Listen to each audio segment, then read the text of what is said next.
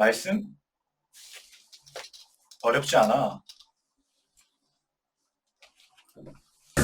가자!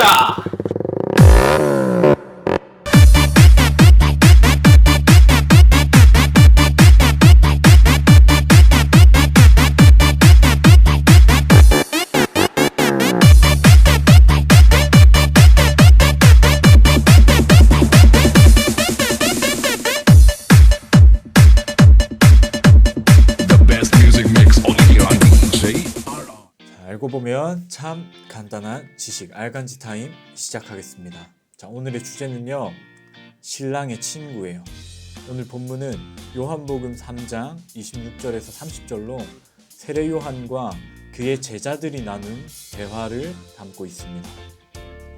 세례 요한은 제자들에게 교훈을 주기 위해서 자신을 결혼하는 신랑의 친구로 비유했어요. 왜 이렇게 했을까요?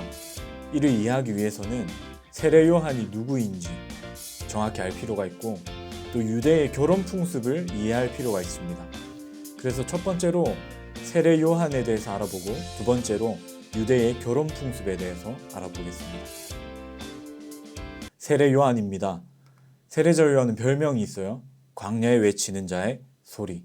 세례 요한은 예수님보다 6개월 먼저 태어난 예수님의 친척 형이라고 누가복음에 나옵니다. 그리고 가브리엘 천사의 계시로 태어났는데 주의 길을 예비할 아이로 태어났습니다. 그리고 그는 나이가 들어 광야에서 메뚜기와 석청을 먹으며 경건하고 청빈한 생활을 했습니다. 요단강 부근에서 회개의 세례를 전파하며 사역을 했습니다. 자, 두 번째, 유대의 결혼 풍습이에요. 고대 히브리인들의 결혼식은요, 주로 어두운 밤에 거행되었대요. 이것은 현대의 결혼식이라서 낮에 하는데 주로 어두운 밤에 거행되었다고 합니다. 그리고 통상적으로 신랑 집이 예식장으로 꾸며졌대요. 신랑의 친구가 대신 꾸몄다고 합니다. 그리고 신랑은 신부를 예식장으로 인도하기 위해 먼저 머리에 아름다운 관을 씌우고 친구들과 함께 북소리에 맞춰 노래를 부르며 신부의 집을 방문했다고 합니다. 이때 신랑의 친구가 신부를 신랑의 집으로 안내했다고 해요. 그리고 신부는요, 자기 친구들과 함께 신랑 집으로 인도됩니다. 이때 신부의 친구들은 신랑의 집까지 들고 갈 등불을 미리 준비했어야 했어요. 그리고 잔치가 시작되면 사람들은 사랑의 노래를 불러 분위기를 고조시켰다고 합니다. 자, 이러한 유대의 결혼 풍습이요, 비유적으로 사용돼요. 구약 시대에는 신랑은 하나님의 비유가 되었고 신부는 이스라엘 백성들을 나타내는 것으로 비유되었습니다. 그리고 신약 시대에는 예수님이 신랑으로 표현됐고, 이제 영적인 이스라엘인 교회가 신부로 비유가 되었습니다.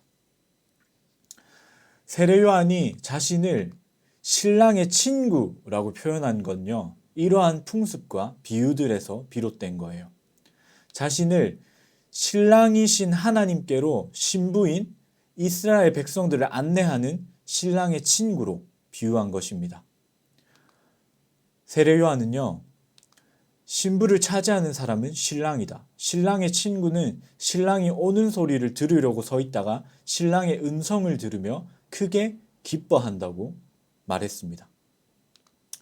신랑의 친구는 신부를 신랑의 집으로 안내하고 결혼식이 끝나는 동안 밖에서 기다리다가 신랑이 처녀와 결혼했음을 알아차리고는 기뻐하며 소리칠 때 자신이 하는 일이 마무리되었음을 알게 됩니다. 그리고 신랑의 즐거움과 기쁨을 자신의 기쁨으로 삼았습니다. 세례 요한은요, 자신의 사역을 신랑이신 예수님께로 이스라엘 백성들을 안내하는 것으로 여겼으며, 이로 인한 하나님의 기쁨과 예수님의 높아지심을 자신의 기쁨으로 여겼습니다. 때문에 자신을 신랑의 친구라고 비유한 거예요. 예수님의 사역이 시작되며 자신의 사역이 저물어감을 직감했을 때, 그때 그는 고백합니다. 그는 흥하여야 하고 나는 쇠하여야 한다. 결론이에요. 세례 요한은 하나님께로부터 예수님의 오심을 예배하는 사람으로 이 땅에 보내졌으며 자신의 사역을 예수님께로 이스라엘 백성들을 안내하는 것임을 알고 있었습니다. 그래서 자신을 유대 결혼 풍습 속에 신랑의 친구의 역할을 가져와서 신랑의 친구로 비유했던 겁니다. 이러한 비유는 세례 요한과 그의 제자들의 대화 속에서 나온 것이며 왜 요한이 그의 제자들에게 이런 교훈을 준 것인지, 오늘 우리에게 이것이 어떤 의미가 있는 것인지 설교를 통해 확인하겠습니다.